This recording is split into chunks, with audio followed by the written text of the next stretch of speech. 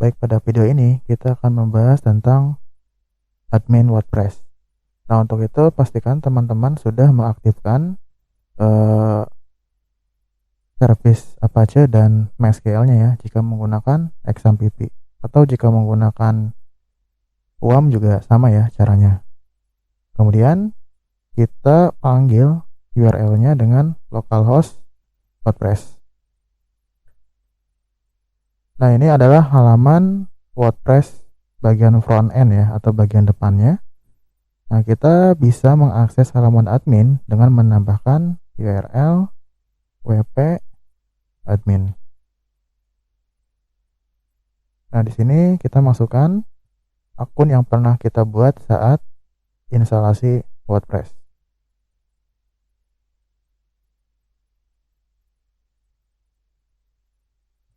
Kemudian ini adalah halaman utama dari panel admin. Sekarang kita akan membahas satu persatu menu-menu yang terdapat pada admin WordPress ini atau admin panel ini. Yang pertama, ini adalah bagian dashboard ya, atau bagian beranda, di mana bagian ini merupakan tempat halaman awal pada admin WordPress. Kemudian untuk home, jika kita klik di sini, ini juga sama ya, antara dashboard dengan home hampir sama fungsinya. Nah, seperti ini. Kemudian ada menu post. Menu post ini merupakan menu yang berfungsi untuk membuat suatu postingan atau sebuah bentuk konten di mana kita bisa menulis berbagai macam konten, baik itu konten tulisan, konten multimedia, dan lain-lain. Kemudian di bagian post juga di sini kita bisa membuat pengelompokan atau kategori seperti ini. Kemudian kita juga bisa membuat tag di sini. Selanjutnya kita ke bagian menu media. Menu media ini merupakan menu multimedia di mana kita bisa menyimpan file multimedia seperti audio dan video di dalam WordPress ini. Tetapi pada bagian media ini kita tidak disarankan untuk menyimpan file multimedia. Jika gambar mungkin masih direkomendasikan, tapi jika menggunakan audio atau video ini sangat tidak direkomendasikan karena akan memberatkan kinerja server kita, karena semuanya akan dibebankan kepada server WordPress kita. Contoh, kita akan melakukan upload ya di sini dengan menambahkan add new. Kemudian kita bisa menambahkan dengan cara mengklik select file seperti ini, atau bisa juga melakukan drag and drop ya, seperti ini. Contoh, saya memasukkan video yang kecil saja, ukurannya 28 MB. Nah, ini adalah drag and drop. Kita juga bisa mengedit ya di bagian ini. Nah, kita bisa melihat pada video ini kita akan membahas tentang WordPress. Jadi apa itu WordPress? WordPress ada. Nah, seperti itu ya. Ini adalah proses untuk melakukan upload video ke dalam server lokal kita. Tapi ada cara yang lebih efisien ya dibanding cara seperti ini. Nah, kita hapus saja ya secara permanen, delete permanen. Jadi kalau untuk audio dan video caranya sama, tetapi jika lebih efisien kita menggunakan link YouTube saja atau pranala YouTube saja. Nah, contoh arsitekturnya seperti ini.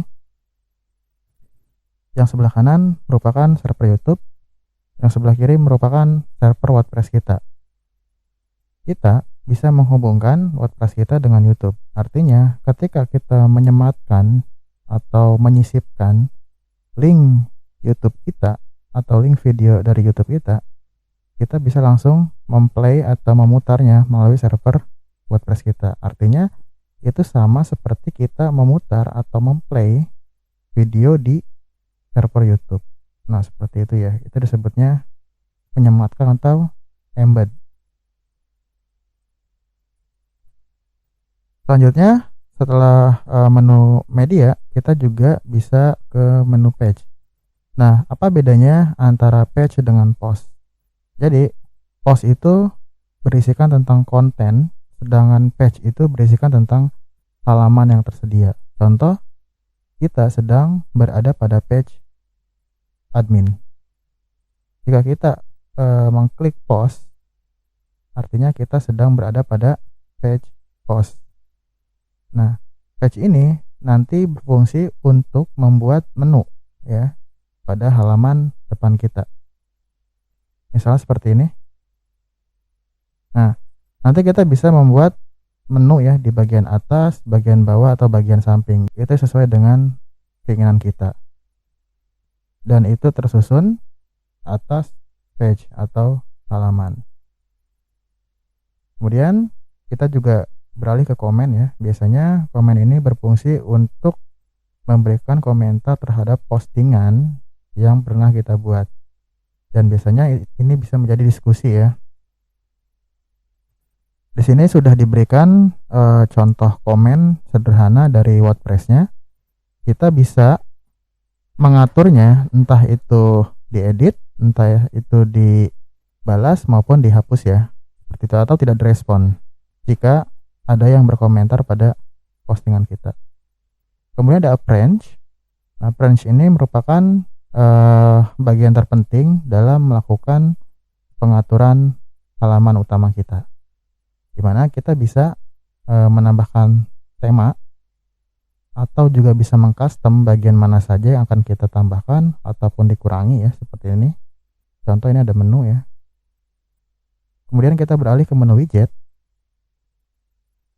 Menu widget ini berfungsi untuk menambahkan beberapa komponen seperti audio ya. Contohnya, apakah kita ingin menampilkan audio di halaman WordPress kita, apakah kita ingin menampilkan kategori, ataukah yang lain sebagainya. Ini adalah contoh widget ya, seperti kalender, kemudian HTML, image, kemudian menu navigasi, kemudian page, dan lain-lain.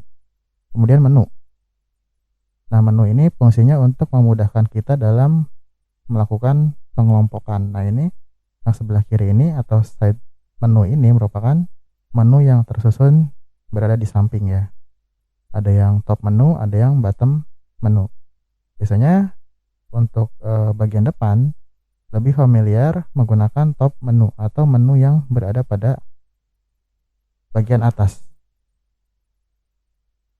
Kemudian ada bagian background, di mana kita bisa mengubah ya background dari halaman website kita, baik itu warna maupun gambar biasanya.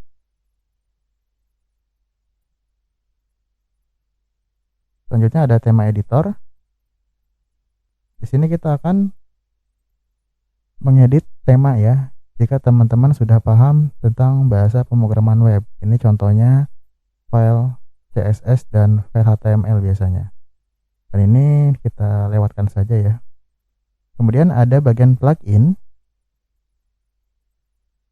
Nah, plugin ini fungsinya sebagai aplikasi tambahan yang nanti akan kita install, dan ini sifatnya opsional, bukan suatu keharusan. Jadi jika teman-teman sudah merasa cukup dengan fitur yang sudah disediakan oleh WordPress, maka untuk pilihan plugin ini tidak usah dipasang pluginnya. Tapi jika teman-teman merasa ada yang kurang pada bagian fitur yang sudah diberikan oleh WordPress, silakan teman-teman install plugin sesuai dengan kebutuhan. Kemudian ada user. Nah, user ini merupakan bagian dari manajemen pengguna yang berinteraksi langsung dengan sistem. Contohnya di sini sudah ada user, di sini usernya admin, artinya admin ini bisa mengatur semua halaman ini ya. Dan kita juga bisa menambahkan user baru di sini contohnya. Nah, kemudian kita juga bisa memberikan peranan atau role ya. Di sini apakah sebagai kontributor yang fungsinya hanya melakukan posting, kemudian apakah ada editor atau administrator Nah, jadi bagian paling rendah adalah subscriber, bagian tertinggi adalah administrator. Ini adalah tingkatan dari peranan user. Kemudian ada tools ya, ini fungsinya untuk melakukan import dan export bagian konten maupun pengaturan yang telah kita buat. Jadi jika kita ingin melakukan upgrading versi WordPress, kita tidak usah membuat halaman WordPress atau menginstal WordPress dari awal dan membuat kontennya dari awal. Kita cukup melakukan export dan import saja. Kemudian ada bagian setting. Nah, setting ini merupakan bagian pengaturan paling umum di mana kita mengatur semua bagian WordPress ini di bagian setting. Mulai dari judul, kemudian tagline, kemudian juga ada alamat URL dari WordPress kita. Kebetulan di sini kita menggunakan server lokal, jadi seperti ini. Tapi jika menggunakan server yang sudah terpublic ya atau sudah hosting, kita tidak seperti ini tampilannya. Kemudian juga di sini kita bisa merubah bagian bahasa. Nah, jika teman-teman tidak familiar dengan bahasa Inggris, silakan ganti dengan bahasa Indonesia.